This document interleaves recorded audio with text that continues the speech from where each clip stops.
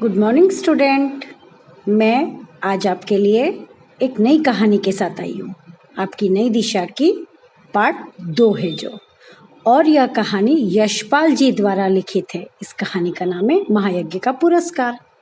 अब आप मुझसे कहेंगे कि मैम महायज्ञ का, तो महायज्ञ मतलब क्या होता है?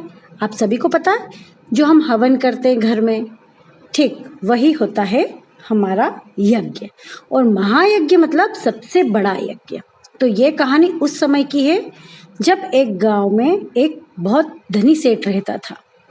वो बहुत दयालु था, विनम्र था, हमेशा दूसरों की सहायता करता था, दीन दुखियों को मदद करता था, और वो कई सारे हवन यज्ञ कराता था, और उनसे प्राप्त दान, पुण्य, फल, आशीर्वाद के रूप में मिली हुई हर वस्तु वो दीन दुखियों में बांट देता था।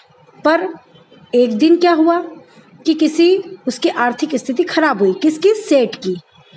उस समय एक प्रथा प्रचलित थी यज्ञों के क्रय विक्रय की। अब आप कहेंगे मैम क्रय विक्रय तो खरीदना और बेचना। तब यज्ञों के हिसाब से उसके यज्ञ बेचने के मूल्य में उसके रुपए मिलते थे।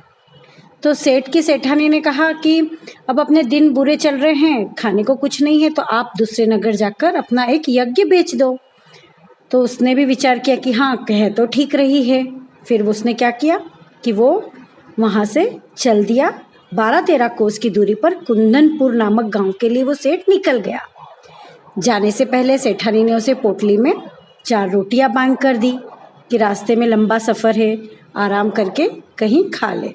तो वो एक कुएं के पास रुका, विश्राम कर ही रहा था कि उसको कुछ आवाज़ सुनाई दी, और वो आवाज़ थी एक कुत्ते की, जो बहुत ही दयनीय स्थिति में, बहुत लाचारी की हालत में पड़ा हुआ था। सेठ समझ गया कि यह कई दिनों का भूखा है, इसलिए सेठ ने एक रोटी खिलाई। ऐसा करते करते सेठ ने अपनी 4 रोटियां उस कुत्ते को खिला दी। कुत्ते ने रोटियां खाते ही उसके शरीर में जान आई। अब सेठ के पास तो कुछ नहीं बचा। सेठ ने पानी पिया, कुएं से पानी निकाला, हाथ मुंह धोए, पानी पिया, थोड़ी देर विश्राम करा और आगे बढ़ा। शाम ढलते ढलते सेठ पहुंच गया कुंदनपुर।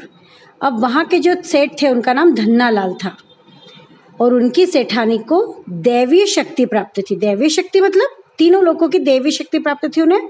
वो तीनों लोगों की बातें जान लेती थी, बिना देखे, बिना कुछ पता करे। तो सेठ ने वहाँ पहुँच के अपना सारा हाल बताया धन्ना सेठ को, सेठानी को बताया कि मैं आपके यहाँ एक यज्ञ बेचने आया हूँ। तो सेठानी ने कहा कि ठीक है, अभी अभी आपने जो यज्ञ किया है वह बेचो। तो सेठ सोच में पड़ गया कि अभी मैंने कौन सा यज्ञ किया है, ऐसा तो मैंने आज कोई यज्ञ नहीं किया, ऐसी मेरी स्थिति ही नहीं है अभी। और वो ऐसा करके रात को अपने घर लौट आया बिना कुछ सामान लिए।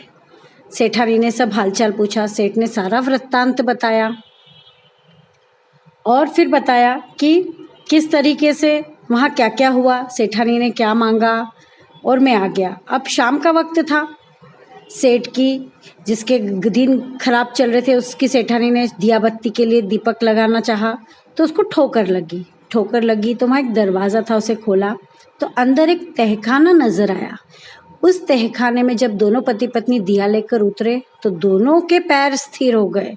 मतलब दोनों वहाँ जाते ही अचंभित हो गए, और क्या देखा कि वहाँ पर बहुत सारा खजाना है, और उस खजाने को पाकर वे दोनों अत्यंत खुश हुए, पर आश्चर्य भी हुआ कि ये खजाना कहाँ से मिला। तब सेठानी ने कहा कि ये जो आपने धन्ना सेठ की सेठानी जो आपसे यज्ञ मांग रही थी, वो यही यज्ञ था, जो आपने निस्वार्थ भाव से किया गया कर्म था ही आपका महायज्ञ था। कि किस तरीके से आपने स्वयं भूखे रहकर आपने कुत्ते को भोजन कराया। सेठानी ने कहा, स्वामी आप स्वयं भूखे रहे और आपने एक प्राणी की भूख मिटाई, यह महायज्ञ है, नहीं तो क्या है। भगवान ने आपको इसी महायज्ञ का पुरस्कार दिया है।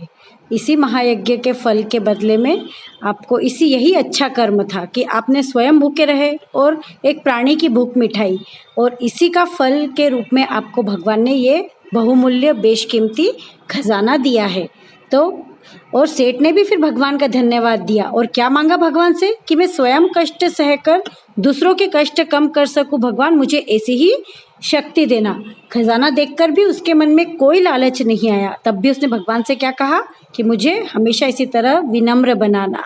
इसी के साथ कहानी खत्म। तो यशपाल जी द्वारा लिखित महायज्ञ का पुरस्कार से हमें क्या सीख मिलती है कि हमें भी बिना लालच, बिना स्वार्थ के सिर्फ अपने कर्म करना चाहिए, क्योंकि अच्छे कार्य का फल सदा अच्छा होता है। और अब हमें क्या अच्छा कार्य करना है, हमें अपना जन्मदिन अनाथ बच्चों के साथ मनाओ, तो देखेंगे फिर वो कितने खुश होंगे और आपको भी बहुत खुशी मिलेगी।